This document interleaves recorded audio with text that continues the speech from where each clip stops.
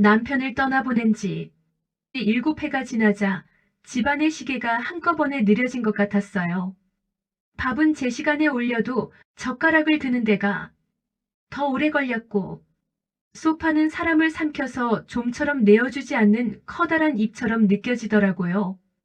혼잣말이 버릇이 되더니 어느새 대답까지 내가 해버렸죠. 맞아 하고 고개를 끄덕였다가도 아니다 하고 스스로를 말려보곤 했어요. 아침마다 창문을 열면 공기가 늘 어제의 온도를 붙잡고 있는 것 같았어요.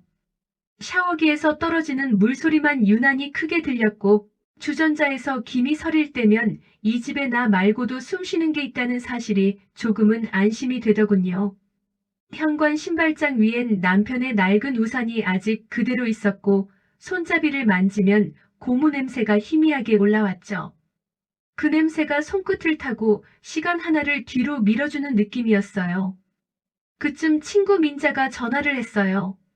예전보다 밝아진 목소리였고 말끝은 짧고 단단했죠. 오래 묵힌 소식이라며 한 남자를 소개하고 싶다고 하더군요. 내 또래보다 조금 젊고 상가 건물 하나 관리하고 딸은 이미 독립했다는 사람이라고 했어요. 미뤄둔 것들을 이제는 꺼낼 때가 됐다는 말까지 보태더라고요. 그 말 속에 한숨과 기대가 같이 들어있었는데 나는 그 두 감정을 같은 주머니에 넣어둔 사람처럼 어깨가 조금 무거워졌어요. 전화를 끊고 거울 앞에 서니 내 얼굴에 오래 묵은 빛이 내려앉은 게 보였어요. 눈 밑에 그림자를 살짝 가리고 입술에 연한 색을 올렸죠. 오랜만에 외투를 꺼내 걸치면서 소매 끝을 몇 번이나 펴다 말다 했어요. 준비라는 건 늘 내 마음보다 몸이 먼저 하는 일 같았거든요. 몸이 먼저 나가서 마음을 데려오는 방식, 그게 내게 맞는 속도였어요. 첫 만남은 강변에 붙은 작은 식당이었어요.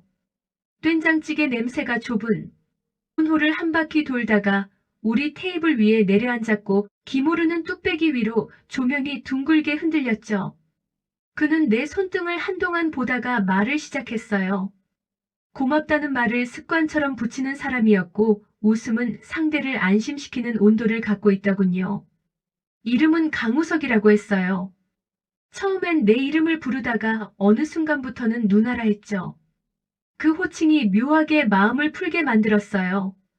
연륜을 존중하는 말처럼 들렸지만 돌아보면 그 말이 제일 먼저 무너뜨린 게 경계였다는 걸 나중에 알게 됐죠. 대화는 빠르게 길을 찾았어요. 그는 상가 관리의 번거로움과 혼자 사는 편리함을 같은 톤으로 이야기했죠. 나는 남편 이야기를 아주 짧게만 꺼냈어요. 슬픔도 오래되면 단정해지는 구석이 있어서 길게 설명하지 않아도 문의가 전해지더라고요. 그는 조심스레 고개를 끄덕였어요. 그래서였는지 그는 곧 내일처럼 자연스럽게 우리 다음을 말하고 싶어 하더군요. 강변을 걸을 때 바람이 난간을 넘어 내 볼을 건드렸어요. 쇠난간의 차가운 감촉이 손바닥에 오래 남았죠. 그는 결혼 얘기를 먼저 꺼냈어요. 서류는 정리돼 있고 집도 준비돼 있고 우리 나이의 망설임은 사치라는 말이 이어졌죠. 나는 웃으며 화제를 돌렸는데 그의 말은 이미 다음 문장을 기다리고 있는 사람의 속도로 이어졌어요. 마음속에서 작은 신호등을 켰다 껐다 반복했죠. 빨강과 파랑 사이에서 오가다가 잠깐 멈추면 숨이 가팔라졌어요. 헤어질 때 그는 내 손을 가만히 잡았어요. 손등의 혈관을 엄지로 천천히 누르며 말하더군요. 나는 확신이 생겼어요. 진짜 오래 함께하고 싶어요. 눈동자는 반짝였고 입꼬리는 가볍게 올라갔죠. 진지함과 가벼움이 한 사람 안에 함께 있을 때 어느 쪽이 진짜인지 구분하려면 시간이 필요하다는 걸 그날에 나는 놓쳤어요. 그날 밤 그는 마음의 합부터 확인하자고 했어요. 말투는 부드러웠지만 뜻은 단단했죠. 불편하면 여기서 그만하자. 나는 상처가 많은 사람이라 말 줄이는 게 편하다. 그런 말을 했어요. 배려를 입은 경고처럼 들렸고 오랫동안 혼자였던 내 귀에는 마지막 기회처럼 울렸죠. 10번쯤 고개를 저었다가 결국 한 번 끄덕였어요. 외로움이 판단을 이길 때가 있잖아요. 다음 날이 되어서야 타협한 건 몸이 아니라 내 쓸쓸함이었다는 걸 알아챘어요. 새벽이 밝기 전에 그는 내 이야기를 오래 들어주는 사람인 척했어요. 고개 끄덕이는 간격이 적당했고 맞장구의 길이도 정확했죠. 아침 햇살이 들자마자 그는 나를 가장 먼저 잊을 사람처럼 굴었어요. 문 앞에서 내 양손을 감싸주며 확신이 생겼다. 오래 함께하고 싶다 말했는데 목소리는 계속 진지했지만 표정은 그 전보다 더 가벼워 보였어요. 엘리베이터 문이 닫히는 사이 내 얼굴 근육이 천천히 풀렸고 믿고 싶은 쪽으로만 움직이는 느낌이 들었죠. 그날 오후까지는 메시지가 이어졌어요. 점심은 잘 먹었는지, 낮잠은 조금이라도 잤는지, 저녁엔 따뜻한 국이 어울린다는 배려 같은 문장들이 왔죠. 그런데 그 문장들이 나를 안심시키기보다 내가 안심을 원한다는 사실을 확인시키는데 더 능숙하더라고요. 밤이 되어 말풍선이 멈췄고 다음 날 그의 프로필 옆에 작은 물음표가 떴다가 점심쯤 느낌표로 바뀌더니 저녁에는 통째로 사라졌어요. 연락처가 없어진 사람을 잃어버리는 일이 이렇게 쉬운 줄 그때 처음 알았어요. 가방을 뒤늦게 정리하다가 호텔 카드키 하나를 발견했어요. 뒷면 한쪽에 날짜와 방번호가 적혀 있었고 더 작은 글씨로 확인 완료라는 말이 번져 있었죠. 칭찬도 판결도 아닌 작업일지 같은 차가움이 손끝에 닿았어요. 글자 끝을 살짝 긁자 잉크가 아주 조금 번졌고 내 숨도 같이 번져나갔죠. 이틀이 지나도 그는 나타나지 않았고 민자에게는 차마 말이 안 나오더라고요. 내 입으로 내 서두름을 고백하는 일이 늘 더 창피했으니까요. 대신 그가 남긴 단어들을 되감았어요. 운명, 확신, 오래 함께. 말은 여운이 긴데 뜻은 왜 그렇게 짧은지요. 주말장을 보다가 그의 차를 봤어요. 창문을 반쯤 내리고 지나가는 얼굴은 분명 같은 사람인데 이상하게 다른 사람 같았죠. 옆자리에 진하게 붉은 꽃다발 하나가 축 늘어져 있었고 내게는 한 번도 건넨 적 없는 종류였어요. 그는 나를 못 본 척 지나갔고 못 본다는 건 때로 못 본 척보다 더 능숙하다는 걸 그날 배웠어요. 그날 밤 낯선 번호가 2번 울리다 끊기고 3번째에서야 받았어요. 맞아요 하고 대답했죠. 잠깐 정적이 흐른 뒤 젊은 여자의 목소리가 이어졌어요. 혹시 박선영 씨 번호 맞나요? 맞다고 하자 실례지만 강우석 씨를 아시냐고 묻더라고요. 나는 대답 대신 침을 삼켰어요. 그녀가 조심스럽게 한 줄을 보탰죠. 아빠가 요즘 사람을 헷갈려 해서요. 혹시 아빠가 어디까지 말했나요? 그래서 물었어요. 당신은 누구죠? 생각보다 단단한 목소리가 내 입에서 나왔어요. 딸입니다. 그리고 같은 피해자일 수도요. 떨림 없는 대사였는데 내 손이 먼저 떨리더라고요. 만나서 이야기하고 싶다, 보여줄 게 있다며 약속을 잡았어요. 전화를 끊고 냉장고 문을 열었다 닫았다 했죠. 안은 환했고 바깥은 어두웠어요. 밝음과 어둠 사이에서 서성이는 동안 마음의 온도가 조금 떨어졌어요. 강남의 오래된 카페에서 그녀를 만났어요. 창가에 앉은 젊은 얼굴이었고 어깨가 조금 굽어 보였죠. 무릎이 서류 봉투를 꾹 쥔 손가락 마디가 하얗게 말라 있었어요. 저는 강유진이에요. 그녀가 봉투를 밀어주더라고요. 안에는 사진과 날짜, 간단한 메모들이 들어있었고 낯익은 글씨체로 확인 완료라고 적힌 장면들이 반복됐어요. 엄마가 돌아가신 뒤부터 모으기 시작했다는 말이 이어졌죠. 아빠가 같은 말, 같은 시간표, 같은 식당을 반복하는 걸 보고서였대요. 나는 사진 한 장 한 장을 천천히 넘겼어요. 식당의 벽지는 내가 기억한 그 벽지와 같았고 또 다른 사진에는 호텔 키카드가 놓여 있었죠. 뒷면의 글씨는 달라도 말은 같았어요. 확인 완료. 유진은 자신이 딸로서, 피해자로서, 증인으로서 어느 자리에도 꼭 들어맞지 않아 기록자가 되기로 했다고 했어요. 누군가에겐 사과가 필요하고 누군가에겐 내가 미친 게 아니라는 증명이 필요하다는 걸 알았다고 하더군요. 그날 우리는 번호만 주고받고 쉽게 다음을 약속하지 않았어요. 약속 대신 시간을 열어두기로 했죠. 헤어지기 전 그녀가 부탁했어요. 혹시 아빠가 연락하면 혼자 만나지 말아주세요. 오늘 보여준 건 일부에 불과해요. 원하시면 다른 분들과 연결해 드릴게요. 나는 고개를 끄덕였고 문을 나서기 전 그녀의 손등을 가볍게 스쳤어요. 손의 온기가 묘하게 오래 남더군요. 집으로 돌아오는 길 바람이 옷깃을 자꾸 만졌어요. 신호등이 바뀌는 동안 숨을 길게 들이마셨고 현관에서 불을 켜자 공기가 바뀌는 게 느껴졌어요. 누군가와 함께 본 세계는 혼자 보는 세계와 무늬가 다르구나. 그런 생각을 했죠. 가방에서 카드키를 꺼내 식탁 위에 올려두고 뒷면의 글자를 따라 읽었어요. 확인 완료. 내 밤이 누군가의 확인으로 끝났다는 사실이 그렇게 싫을 수가 없었어요. 다음 날부터 작은 계획을 세웠어요. 아침마다 눈썹을 정리하고 양치컵을 헹군 뒤 컵입구를 손등으로 한번 톡 두드리는 것까지 내 루틴에 넣었죠. 점심엔 따뜻한 국을 꼭 먹고 저녁엔 휴대폰을 다른 방에 두고 책 한 장이라도 읽는 일로 마무리했어요. 별것 아닌 규칙들이었지만 무거운 마음을 붙잡아 두는 데는 그게 꽤 도움이 되더라고요. 내가 나에게 해줄 수 있는 최소한의 방법 같았어요. 규칙을 지킨 날에는 달력에 작은 점을 찍었고 점들이 모여 선이 되자 마음의 선도 조금 굵어졌어요. 며칠이 지나 민자에게서 전화가 왔어요. 그 사람 요즘 어때? 잘 만나고 있냐고 묻길래 연락이 끊겼다고 했죠. 민자는 미안하다며 알아봤어야 했다고 하더군요. 그 사람에 대해 말이 좀 있는 것 같다고. 아주 나쁜 사람은 아닐지 몰라도 자기 방식이 확고하다는 소문이 있다며 낮게 말끝을 내렸어요. 확고하다는 말 속엔 참 많은 게 숨어 있죠. 나는 그 단어의 온도를 재보고 싶었지만 어쩔 도리가 없었어요. 그래서 깊게 숨을 쉬고 그냥 고개를 끄덕였어요. 며칠 뒤 유진에게서 메시지가 왔어요. 오늘 저녁 다른 분과 함께 잠깐 보자고 하더군요.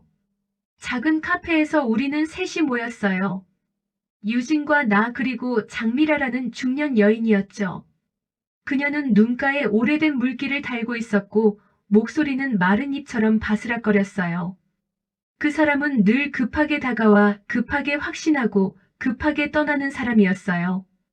그녀가 손등을 포개며 말하더군요. 확신은 종이컵 같아서 쓰고 버리면 그만이더라고요. 우리는 각자의 밤을 조금씩 올려놓았어요.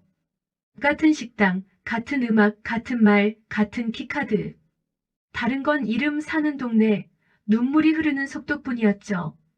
유진은 중간중간 메모를 했어요. 기록은 다림질 같다고 했죠. 뜨겁게 눌러 주름을 펴되 완전히 펴지지 않아도 손바닥이 닿는 동안 마음이 덜 떨리는 그런 일이라고 하더군요. 나는 질문이 하나 생길 때마다 속으로만 연필 끝을 세웠어요. 우리는 왜 확인을 원할까? 그 답을 모르는 채로도 잠시 안심이 되는 순간들이 있더라고요. 같은 말을 들었다는 사실 자체가 사람을 붙잡아 주었어요. 모임이 끝날 무렵 유진이 물었어요. 만나서 이야기해 볼 사람 있느냐고요. 나는 손을 들지 않았어요. 만난다고 달라질까 그렇게 되물었죠. 유진은 달라질 수도 아닐 수도 있다고 했고 다만 그 자리가 우리에겐 더 이상 같은 방식으로 당하지 않겠다는 경계가 될 수 있다고 했어요. 도서관 창밖으로 가로등 불이 켜졌고 책등들이 노랗게 빛나더군요. 그 빛을 보고 있노라면 나도 한 권의 책처럼 제자리를 찾아 꽂히고 싶다는 마음이 들었어요. 며칠 뒤 예고 없는 그의 메시지가 도착했어요. 오랜만이라며 바빴다며 생각나서 연락했다며 첫날 우리가 앉았던 그 식당에서 보자고 했죠. 나는 유진에게 알려줬고 혼자 가지 말라는 답이 왔어요. 근처에 있겠다 필요하면 들어가겠다고 했죠. 혼자 강해지는 날도 필요하지만 혼자 강해지지 않아도 되는 날이 있다는 말에 고개가 끄덕여졌어요. 그 말이 내 어깨에 담요처럼 걸쳐졌죠. 식당에 들어서니 그는 이미 자리에 앉아 있었어요. 같은 자리, 같은 벽지, 같은 조명이었죠. 기다렸다고 잘 지냈냐고 묻는 목소리는 여전히 안심을 주는 온도를 가졌어요. 나는 맞은편에 앉았고 젓가락을 쥔 손이 미세하게 떨렸어요. 그는 곧바로 본론으로 들어갔죠. 그날은 미안했다. 일이 겹쳤고 집안 사정도 복잡했다. 아버지를 병원에 모시느라 정신이 없었다. 설명이 늦은 건 자신의 잘못이라는 말이 이어졌어요. 나는 그의 말에서 사실과 변명의 경계를 찾으려 애썼죠. 사실이 조금 섞인 변명이 더 위험하다는 걸 그제야 분명히 알겠더군요. 그래서 내가 먼저 말을 꺼냈어요. 당신이 쓰는 문장들을 알고 있다고 다른 사람에게도 거의 같은 순서로 같은 말을 해왔다는 걸 말했죠. 그는 웃었어요. 사랑 앞에서 비슷한 말을 누가 안 하겠어요. 나는 고개를 저었어요. 사랑은 비슷한 말을 쓰지만 같은 속도로 반복되지는 않아요. 당신의 말은 속도까지 같았어요. 그는 젓가락을 내려놓고 눈빛을 굳히더니 이내 풀었죠. 우리 같은 나이면 말이 빨라질 수밖에 없지 않느냐, 확인해야 할 게 많다고 했어요. 그래서 물었어요. 그 확인에 사람의 마음도 들어있었나요? 그는 대답하지 않았고 눈도 피하지 않았어요. 대답을 준비해 본 적 없는 얼굴이었어요. 식사가 끝날 무렵 그는 내 손등을 가볍게 두드리며 주말에 드라이브 가자고 했죠. 바람이 좋다면서요. 나는 이번에는 미리 말했어요. 나는 급한 사람이 아니라고 시간을 들여 내 마음을 들여다보고 상대의 마음을 듣고 싶다고 그 시간을 함께 쓸 수 없다면 여기서 그만하자고 했어요. 그는 한참 내 얼굴을 보더니 웃으며 말하더군요. 누나 많이 달라졌네. 나는 대답하지 않았어요. 달라진 게 아니라 제자리로 돌아가는 중이라고 마음속으로만 중얼거렸죠. 문을 나서니 건너편에서 유진이 손짓했어요. 우리는 말없이 걸었죠. 괜찮냐는 질문에 완전히 괜찮지는 않지만 괜찮아지고 있다고 답했어요. 오늘은 기록하지 않겠다는 유진의 말이 따라왔죠. 기록 대신 축하하고 싶다고 했어요. 무엇을 축하하느냐 묻자 경계를 세웠다는 사실을요. 그 말이 발바닥 밑으로 내려가 바닥을 조금 더 단단하게 만들어주는 느낌이 들었어요. 밤이 깊어지기 전에 봉투를 꺼내 카드키를 넣고 앞면에 분실물이라고 적었어요. 집 근처 호텔 프런트에 맡기며 내 물건이 아닌데 잠시 맡아두었다고 웃었죠. 직원이 고개를 끄덕이며 접수증을 건넸고 그 작은 종이가 내 손에 남겨진 마지막 확인처럼 보였어요. 돌아오는 길 어깨가 유난히 가벼웠어요. 우리 모임은 이름이 없었어요. 그래도 만나면 늘 같은 순서가 있었죠. 창문을 조금 열어 환기하고 컵에 물을 채우고 각자 한 문장씩 소리 내어 읽는 일로 시작했어요. 나는 천천히 묻겠다는 문장을 골랐고 은주는 내일을 남기겠다는 문장을 골랐죠. 유진은 합의의 언어를 연습하겠다고 낮게 한 번 더 읽었어요. 그 문장들이 방안을 한 바퀴 돌아 우리에게 다시 안착하는 동안 눈빛이 조금씩 밝아졌어요. 그날 유진에게서 급히 메시지가 왔어요. 오늘 밤 아버지가 결혼 상담소에 다시 등록하려 한다는 소식이었죠. 자기소개서의 문장이 낯익었다는 말이 따라왔어요. 우리는 곧바로 작은 계획을 세웠어요. 직접 맞서서 소리를 높이는 대신 기록으로 두드리기로 했죠. 상담소 관리자에게 패턴 사례를 전달하고 같은 시간 같은 장소에 유인을 보내되 우리는 다른 층에서 관찰하기로 했어요. 민자가 로비에서 서류, 접수 내역을 확인하고 은주가 사진 기록을 담당하는 식으로 역할을 나눴어요. 밤 8시 호텔 라운지는 바닥 조명만 은근히 살아있었어요. 그는 흰 봉투를 꺼내 직원에게 건넸죠. 나는 멀리서 그 장면을 봤어요. 그는 입술을 한번 다문 뒤 고개를 아주 조금 숙였어요. 직원이 봉투를 열어보고 고개를 갸웃하는 모습이 유리창 너머로 번졌어요. 나는 한 계단 내려가 볼까 하다가 멈췄죠. 숨을 들이마시는 시간에도 속도가 있더라고요. 잠시 뒤 유진이 복도로 나와 손짓을 했어요. 투명 파일이 내 손에 들어왔고 안에는 상담소에서 쓰인 몇 가지 양식과 함께 비슷한 자기소개서들이 겹겹이 들어있었어요. 문장뿐 아니라 타임라인과 장소, 초대 순서, 식당에서 라운지로, 그리고 드라이브, 제안까지 거의 같았어요. 확인 완료 서명이 있는 내부, 체크리스트까지 붙어 있었죠. 어떻게 구했냐고 묻자 유진이 짧게 말했어요. 아빠 노트북이 관리자 계정이었어요. 그 말을 듣는 순간 말줄임표 같은 침묵이 길게 늘어졌어요. 나는 자리로 돌아와 그에게 물었어요. 상담소와 연결돼 있었나요?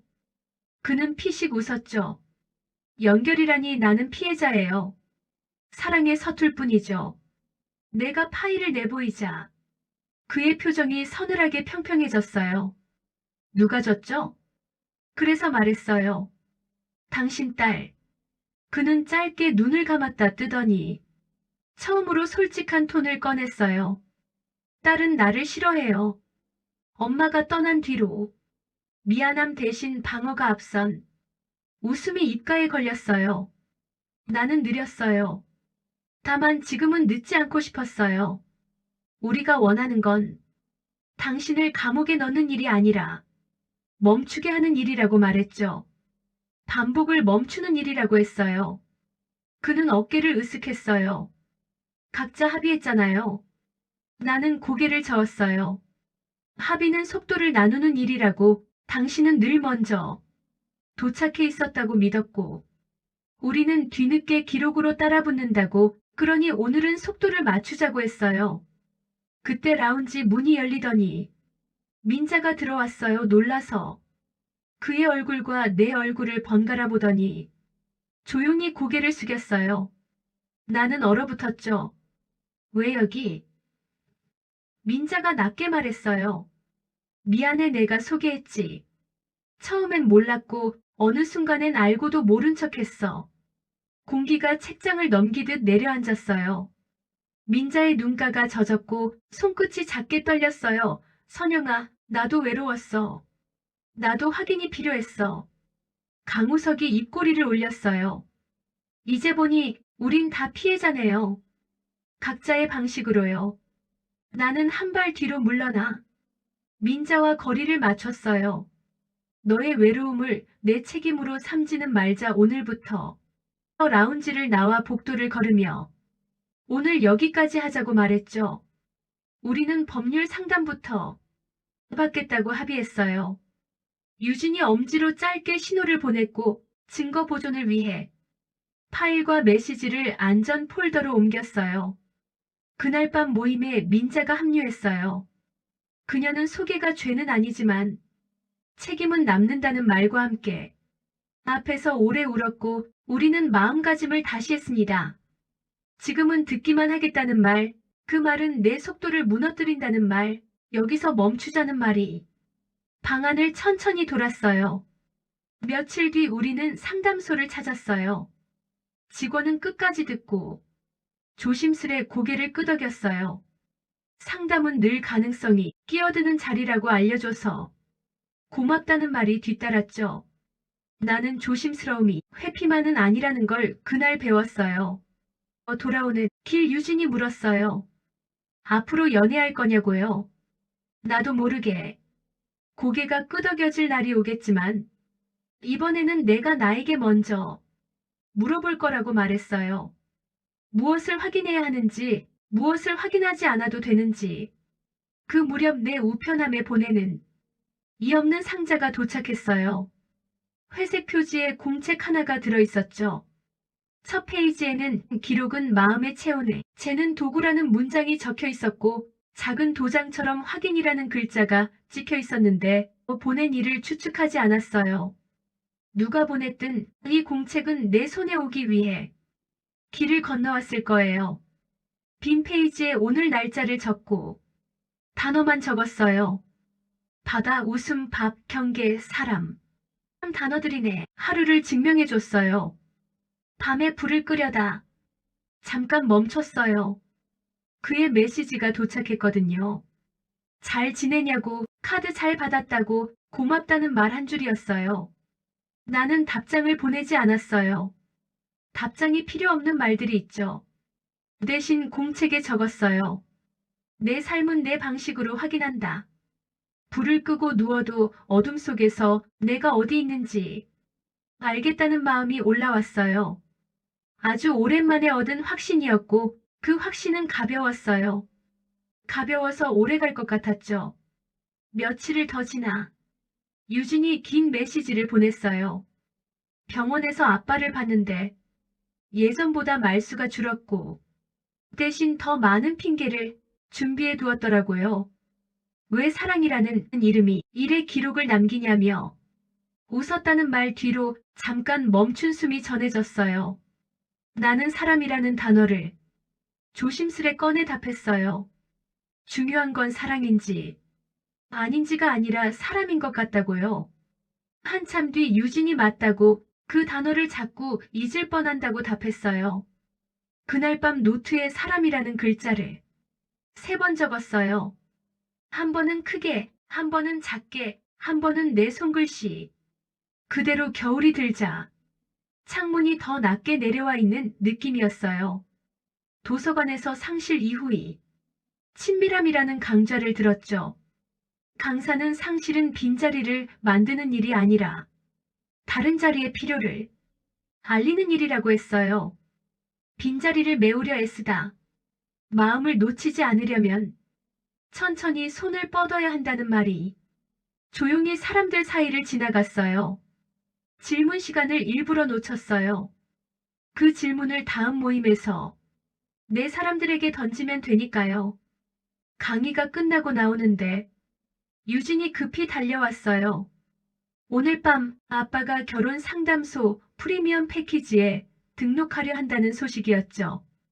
자기소개서 문장이 또 같다고 했어요. 우리는 곧바로 체크리스트를 만들었어요. 직접 대면 대신 기록 기반 통지, 같은 시간 같은 장소 유익 메시지, 우리는 다른 층에서 관찰, 민자는 로비에서 서류 접수 내역 확인, 은주는 사진 기록, 나는 필요하면 들어가 말로. 경계를 세우는 역할을 맡았어요. 밤 8시 호텔 라운지는 낮은 조명 아래 유리잔의 테두리만 빛났어요. 강우석이 흰 봉투 하나를 꺼내 직원에게 건넸어요. 봉투 앞면엔 미안이라는 2글자가 단정히 써 있었죠. 직원이 봉투를 열어보고 고개를 갸웃했어요. 조금 뒤 나를 찾는 시선이 느리게 돌아왔어요. 유진이 복도 끝에서 고개를 끄덕였죠. 나는 한 걸음만 나온 지 안으로 들어가 그의 얼굴을 봤어요. 그는 조용히 웃었어요. 기록은 칼이더라고요. 나를 베는 칼. 나는 고개를 비스듬히 기울였어요. 칼만은 아니에요. 붕대이기도 해요. 다만 그 붕대는 당신 상처에는 붙지 않겠죠. 그가 의자 등받이에 등을 붙였고 손등으로 물잔의 김을 슬쩍 지웠어요. 나 아마 외로웠던 거겠죠. 외로움을 핑계로 타인의 속도를 망가뜨렸죠. 그는 더 말하지 않았고 나도 더 묻지 않았어요. 합의가 아닌 분리의 확인이었어요. 우리는 각자의 속도로 멀어지기로 했어요. 다음 날 상담소는 내부 지침을 바꿨어요. 확신, 운명, 오래, 함께 같은 고속 언어를 반복 사용해 서두름을 유도하는 패턴을 모니터링하고 시간 간격, 장소 반복, 키카드 사용 유도 등 체크리스트를 신설했어요. 직원의 메일 끝에는 알려줘서 고맙다는 문장이 있었죠. 우리는 서로의 화면을 보여주며 조용히 웃었어요. 웃음은 회복의 가장 늦은 신호 같더라고요. 늦지만 오고야 마는 것. 초봄의 공기가 희미하게 달라지던 날, 유진이 사진 한 장을 보냈어요. 작은 공원, 대나무 의자 2개, 사이 낮은 테이블 위에 흰 봉투 하나 앞면엔 미안이라는 글자. 열어봤냐고 묻자 아니라고 오늘은 기록을 쉬는 날이라서 그렇다고 답했어요. 쉬는 날은 기록도 해석도 하지 않고 밥만 먹는 날이라고 덧붙였죠. 저녁에 된장국을 끓였다는 사진이 이어졌고 김이 올라오는 사진을 보니 내 부엌에서도 희미하게 된장 냄새가 풍기는 듯 했어요. 우리는 덜 자주 만났지만 만날 때마다 웃음이 조금씩 늘었어요. 민자는 소개를 쉽게 생각하지 않겠다고 했고 그래도 사람이 사람을 만나게 하는 일은 계속하고 싶다고 말했어요. 우리는 고개를 끄덕였어요. 소개가 죄는 아니니까요. 다만 소개 뒤에 서 있는 책임을 각자 자기 자리에서 잊지 않기로 했어요. 은주는 반려식물을 키우기 시작했다고 했고 나는 동네 복지관 글쓰기 강좌에 등록했어요. 매주 2장씩 써오라는 과제가 있었죠. 첫 주는 내 이름이었고 박선영이라는 이름을 천천히 불러보니 내가 나를 부르는 시간의 속도가 느려졌어요. 둘째 주는 장소였고 나는 강변의 식당을 적었어요. 셋째 주는 물건이었고 나는 호텔 카드키를 적었죠. 물건을 적는 동안 손목이 둔하게 아팠지만 그 아픔이 글자를 지우지 못하게 하자 오히려 글자가 똑바로 서더라고요. 어느 날 유진에게서 긴 메시지가 왔어요. 병원에서 아빠를 봤는데 예전보다 말수가 줄었고 대신 더 많은 핑계를 준비해 두었다고 했어요. 왜 사랑이라는 이름의 일에 기록을 남기냐며 웃더라는 말 뒤로 한숨이 한 줄 붙어 있었죠. 나는 대답 대신 작은 제안을 했어요. 오늘은 기록 말고 산책을 하자고 말 대신 발을 쓰자고 했어요. 우리는 늦은 오후 강변을 걸었죠. 바람이 난간을 넘어 우리 어깨를 가볍게 눌렀고 물빛이 잔잔하게 움직였어요. 유진이 입술을 깨물다가 웃었어요. 기록을 쉬는 날도 기록이 되네요. 여름 끝자락 그녀가 마지막으로 한 번만 도와달라고 했어요. 아빠가 상담소 자기소개서를 다시 손보는 중이고 문장들이 또 익숙하다는 소식이었죠. 우리는 상담소 직원과 짧은 면담을 했어요. 특정인을 단정할 순 없지만 비슷한 일을 겪은 사람들이 있고 반복되는 강요의 문장을 경계할 필요가 있다고요. 직원은 끝까지 듣고 천천히 고개를 끄덕였어요. 상담은 늘 가능성이 끼어드는 자리라고 했고 그 말투는 단정했지만 눈빛은 조심스러웠어요. 조심스러움이 꼭 회피는 아니라는 걸 다시 확인했죠. 돌아오는 길 유진이 물었어요. 앞으로 연애할 거냐고요. 언젠가는 그렇겠지. 다만 이번에는 내가 나에게 먼저 물어볼 거라고 했어요. 무엇을 확인해야 하는지, 무엇을 확인하지 않아도 되는지. 바람이 말을 가져갔다가 다시 돌려주는데 돌려받은 말이 조금 더 가벼워져 있었어요.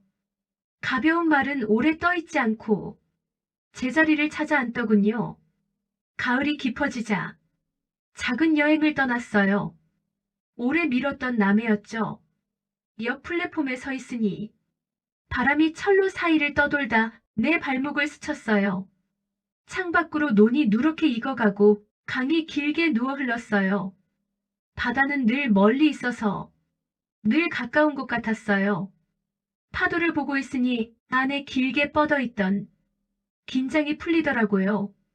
파도 한 줄이 밀려오면 내 안에 문장 하나가 뒤집히고 다시 빠져나가면 문장이 원래의 자리로 돌아오는 느낌이었어요. 혼잣말처럼 확인 완료라고 중얼거렸는데 이번엔 달랐어요.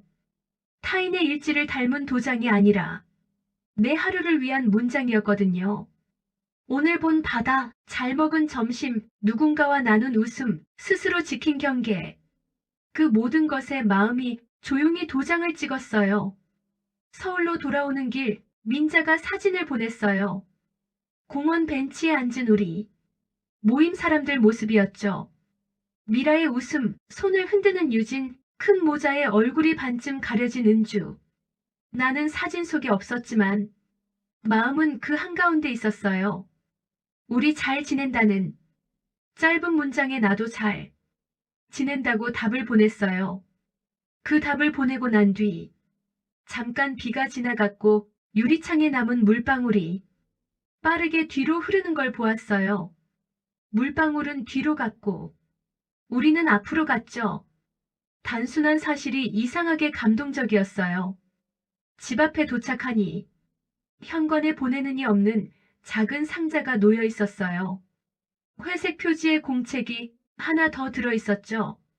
첫 페이지엔 기록은 마음의 체온을 재는 도구라고 다시 적혀 있었고 작은 도장처럼 확인이라는 글자가 찍혀 있었어요. 보낸 이를 찾지 않았어요. 이 공책도 내 손에 오기 위해 길을 건너왔을 테니까요. 빈 페이지에 오늘 날짜를 적고 단어 몇 개를 붙여 놓았어요. 바람, 커튼, 밥, 곁, 사람. 그 단어들이 내 하루를 증명해 줬어요. 밤에 천장을 보다가 문득 웃음이 났어요. 처음 만난 날, 그가 했던 네 단어를 머릿속에서 뒤집어 봤죠. 운명 대신 우연, 확신 대신 탐색, 오래 대신 하루, 함께 대신 곁. 단어를 바꾸자 문장이 숨을 쉬더라고요. 그 문장 속에 나는 더 이상 확인당하는 사람이 아니었어요. 스스로를 확인하는 사람이었죠. 나는 그 문장들을 작은 카드에 적어 냉장고에 붙였어요.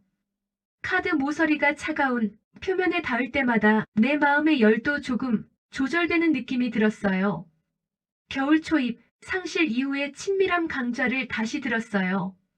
상실은 빈자리를 만들지 않고 다른 자리에 필요를 알린다는 문장을 한 번 더 적었죠. 강의가 끝난 뒤 유진을 만났어요. 목도리를 깊이 감은 얼굴로 이제 기록을 잠깐 쉬겠다고 했어요. 자기 삶을 확인할 시간이 필요하다고 했죠. 잘했다고 손을 잡아주면서 아버지는 요즘 어떠냐고 물었어요. 모른다고 알 필요가 없는 것 같다고 답하더군요. 차갑지 않은 대답이었고 경계의 온도를 가진 말처럼 느껴졌어요. 집으로 돌아와 주방 불을 끄고 싱크대 배수구로 물이 줄줄 흘러드는 소리를 들었어요. 침대 가장자리에 앉아 발을 한번 털고 오늘의 마지막 문장을 천천히 읽었어요. 확인 완료. 이번엔 정말 나의 방식으로 여기까지. 우리 주변의 사연이었습니다. 사연은 끝났지만 우리의 삶은 계속 이어집니다. 지나간 일은 이미 갔고 오지 않은 일은 아직 없어요. 우리가 아픈 이유의 절반은 사실이 아니라 해석에서 옵니다. 사실은 이렇죠. 만나고 서두름을 겪고 연락이 끊어졌고 기록을 확인했어요. 해석은 이렇게 바꿔봐요. 그는 그런 사람, 나는 이제 알았다. 거기서 멈춰요. 나 때문도 그가 전부 악해서도 아니에요. 해석을 가볍게 두면 마음도 가벼워져요. 경계는 미움이 아니라 지혜예요. 나를 해치는 속도 앞에서 아니오라고 말하는 건 자비입니다. 급한 약속은 미루고 중요한 결정은 하루 묵혀요. 불편하면 멈춘다. 이 한 줄이면 충분해요. 외로움은 채워야 할 구멍이 아니라 지나가는 현상이에요. 외로움이 올라오면 아, 외로움이 있구나 하고 호흡 3번, 파도처럼 왔다가 가요. 또 급할수록 천천히, 허전할수록 단정히. 기록은 칼이 될 수도 붕대가 될 수도 있어요. 목적을 정해요. 내 평정, 재발 방지. 이미 충분히 알았다면 더 모으려는 충동은 놓아줘요. 확인의 끝은 놓아버림입니다. 분노를 다루는 작은 연습, 지금부터 해볼게요. 그도 인연 따라 그렇게 살았다. 관점을 한 걸음 높이면 미움의 불길이 잦아들어요. 그 틈에 오늘 해야 할 일을 바로 해요. 몸이 먼저 가면 마음이 따라와요. 사랑의 언어도 새로 배워요. 확인과 확신 대신 경계와 동의 급한 제안은 받지 않는다. 결정은 24시간 뒤에. 내가 불편하면 멈춘다. 세 줄이면 삶이 한결 편안해집니다. 용서는 잊기가 아니라 풀기예요. 그 일은 그렇게 일어났고 나는 이제 자유롭다. 이 문장을 조용히 되뇌어요. 잘잘못을 흐리는 게 아니라 끌려다니지 않겠다는 마음입니다. 이제 삶의 도장을 바꿔 찍어요. 남의 확인 완료 대신 나의 오늘은 충분합니다. 오늘 걷기 20분, 따뜻한 국 한 끼, 휴대폰 없이 책 10분, 잠들기 전 감사 3가지. 작지만 충분한 하루. 하루 아침 10분 호흡, 낮엔 한 번 걷기. 사람을 만날 땐 속도를 늦추고 주 1회 작은 나눔. 밤엔 감사와 오늘은 충분합니다. 세상은 쉽게 바뀌지 않지만 보는 눈이 바뀌면 세상도 달라 보여요. 당신이 지나온 상처는 지혜로 숙성되어 같은 길에 누군가에게 안전한 표지가 될 거예요. 지금 호흡 하나 깊게 들이쉬고 내쉬며 속으로 말해요. 이 또한 지나가고 나는 지금 여기서 다시 시작합니다. 구독과 좋아요 꼭 눌러서 정을 전해주시고 따뜻한 댓글 부탁드리겠습니다.